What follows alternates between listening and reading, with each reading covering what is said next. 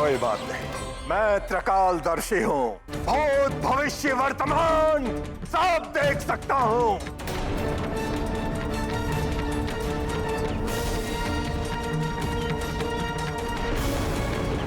मैं अपने अंतर्चक्षुओं से अभी ज्ञात कर लूंगा कि इस दुष्कृत्य में कौन कौन सम्मिलित था।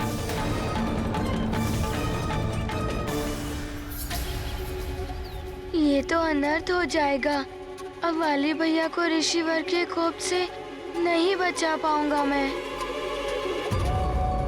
यदि तुम उस कल्प वृक्ष को चुरा कर यहाँ पाताल लोक में ले आए तो तुम उसकी सहायता से पाताल लोक को भी स्वर्ग के समान वैभवशाली बना सकते हो। आप दोनों का कौन सा प्रयोजन सिद्ध होगा इससे? पृथ्वी पर उसका आह्वान ऋषि दुर्वासा ने किया है। तुम उस कल्प वृक्ष को चुरा सकते हो और यदि तुमने ऐसा किया तो ऋषि दुर्वासा कुपित होकर उस मरकट को श्राप दे देंगे। हनुमान, हनुमान, हनुमान!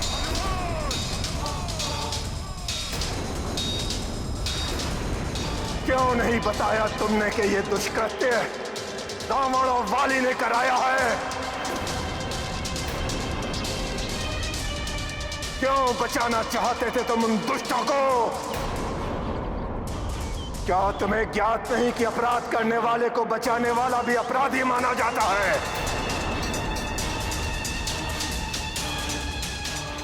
क्षमा करें ऋषिवर, अपराध करने वाला यदि कोई अपना हो तो।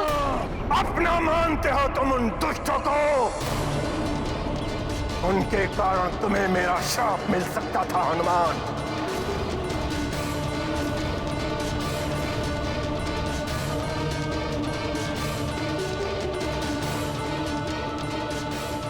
उस दुर्वासा को अपनी स्वार्थ सिद्धि का माध्यम बनाया। दंड भोगेगा वो वाली और भोगेगा वो दशानन।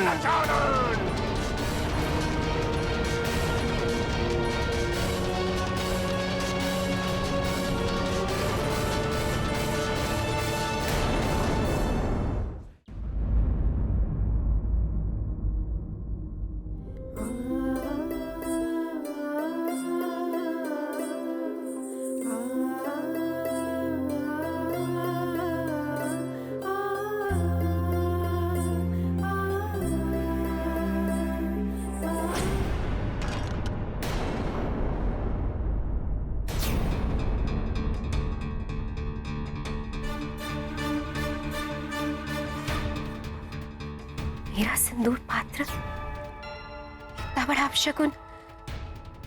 कहीं स्वामी इन्हें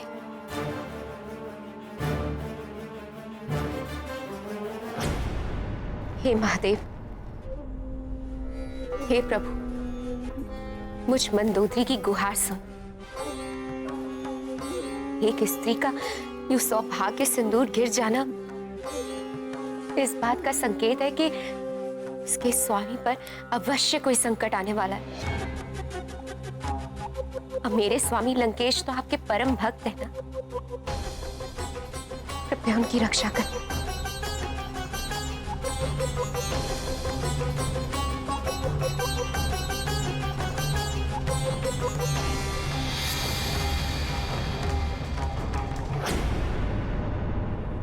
ऋषि विशर्वा, स्वामी के पिताश्री।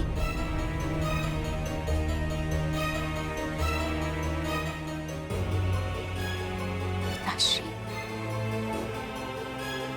प्रणाम पिताश्री। सौभाग्यवती भाव। आप अचानक यहाँ? पुत्री मंदोदरी, तुम्हारी शंका निराधार नहीं है। रावण पर वास्तव में बड़ा संकट आने वाला है।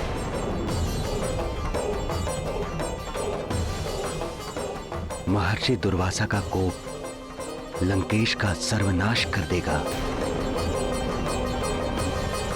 ये आप क्या कह रहे हैं पिताश्री? सब बताने के लिए अभी समय शेष नहीं है पुत्री मंदोदरी। दुर्वासा ऋषि को मात्र तुम ही रोक सकती हो। शीघ्र उन्हें रोको, अन्यथा अनर्थ हो जाएगा। रावण का जीवन संकट में है।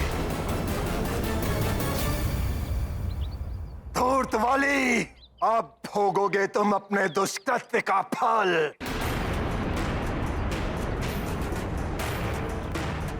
क्या करूं? लंकेश रावण के साथ वाली भैया को भी शापित होना पड़ेगा। कैसे रोकूं मैं ऋषिवर को? ऋषिवर, हनुमान की विनती है, वाली भैया को शाप मत दीजिए। क्षमा कर दीजिए वाली भैया को।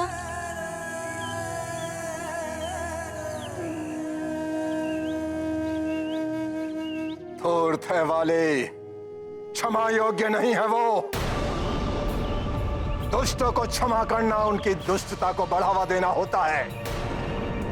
क्षमा को हमारी दुर्बलता मानकर वो और प्रबलता से पाप करने लगते हैं। उस वाली के पाप का दंड है श्राप, दंड है श्राप, जो उसे भोगना ही होगा, भोगना ही होगा।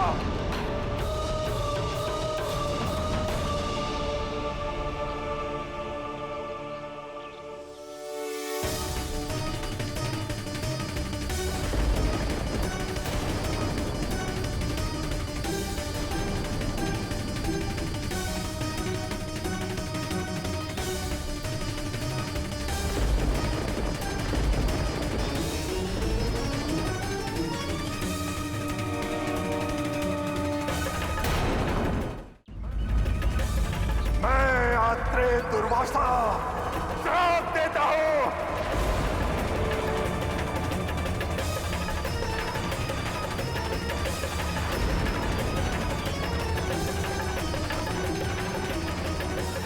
यह भी इसी क्षण से सर्वनाश होना आरंभ हो जाएगा।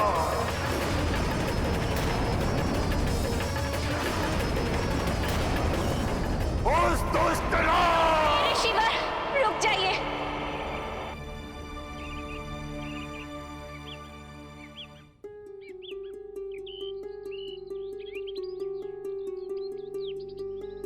क्षमा ऋषिवर।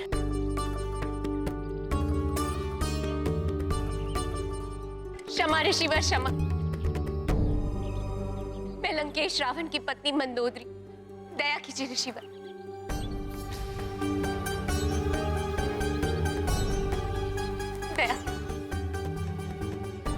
दया कीजिए मुझ पर। यूं शाप देकर मेरे सौभाग्य सिंदूर को नष्ट मत कीजिए। क्षमा याचना उसके लिए की जाती है जो क्षमा के योग्य हो। मुझे रोकने से क्या होगा महारानी मंदोदरी? क्या आपने कभी अपने पापी पति को पाप करने से रोका? पाप कर्म सदैव मनुष्य को पतन के अंधकार भरे मार्ग की ओर ले जाते हैं। अपने अंत का द्वार उसने स्वयं खोला है। इस पाप का फल उसे भोगना ही होगा। दया कीजिए ऋषिवर। मैं मानती हूँ वे अधर्म के मार्ग पर चल रहे। मैंने उन्हें बार बार समझाया, किंतु उन पर मेरा कोई प्रभाव नहीं पड़ा। ऐसे अधर्मी सृष्टि पर बोझ होते हैं महारानी।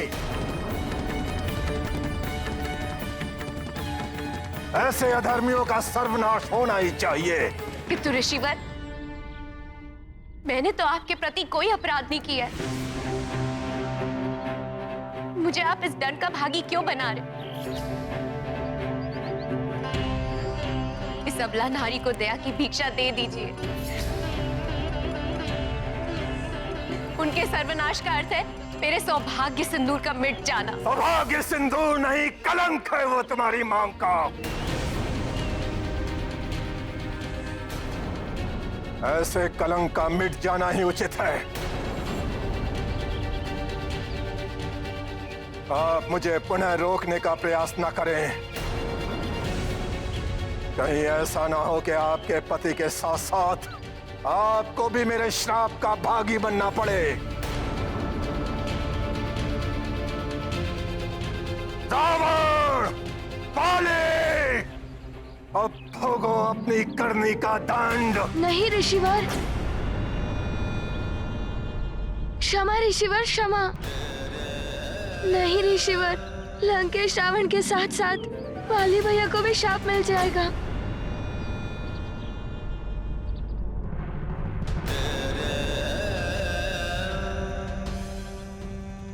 वाली भैया को क्षमा कर दीजिए ऋषिवर, क्षमा कर दीजिए।